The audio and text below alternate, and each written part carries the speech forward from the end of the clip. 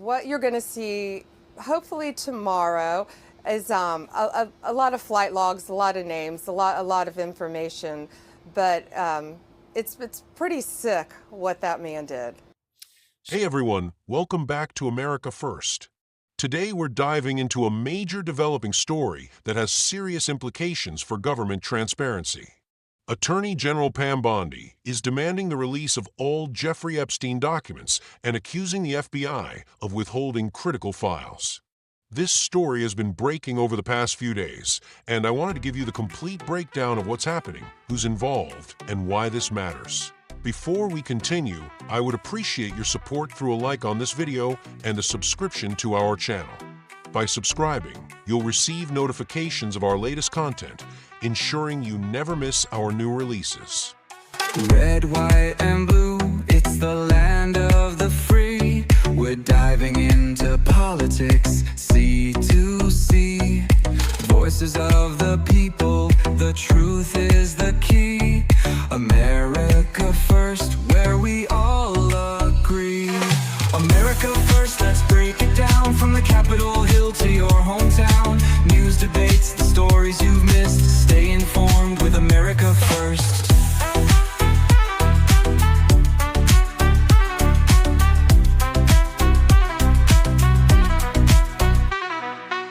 So let's start with what happened initially.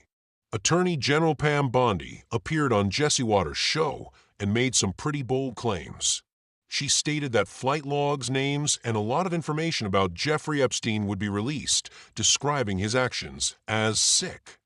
Following this, there was a meeting at the White House with several conservative influencers who were given binders labeled the Epstein Files Phase 1. Now this sounds dramatic, but here's where things get interesting. When these binders were opened, they contained flight records, Epstein's Rolodex, and a list with redacted names of masseuses. The problem? None of this information was actually new. This created immediate skepticism about whether this was just a publicity stunt or if there was something more substantial coming. Things took a serious turn when Bondi released a letter addressed to FBI Director Kash Patel. In this letter, she explains that she had requested all Epstein-related files, but only received about 200 pages. According to Bondi, when she asked if these were all the documents, the FBI confirmed they were. However, Bondi then learned from a source that the FBI's New York field office actually possessed thousands of additional pages related to Epstein's investigation and indictment. This is a major allegation, essentially claiming that the FBI deliberately withheld evidence from the Attorney General of the United States. Bondi didn't take this lightly. She issued a demand that all Epstein-related materials, including records, audio, and video recordings, be delivered to her office by 8 a.m. the next morning. She also ordered an immediate investigation into why the FBI wasn't following orders. Now, let's talk about who's involved here. The head of the New York FBI field office is James Dean, who's now being questioned about potentially withholding documents from the Attorney General. There's another interesting connection here, too. James Comey's daughter worked as an assistant U.S. attorney in the Southern District of New York and was involved in both the Epstein and Maxwell cases. This raises questions about potential conflicts of interest. We also know the FBI seized extensive materials from Epstein's properties across multiple locations: New Mexico, the Virgin Islands, Palm Beach, and New York. So the question becomes, where are all these files now? Before we continue with the most shocking parts of this story, if you're finding this breakdown helpful, please hit that subscribe button and notification bell so you don't miss any updates on this developing situation. Your support helps me continue bringing you these detailed analyses of important stories.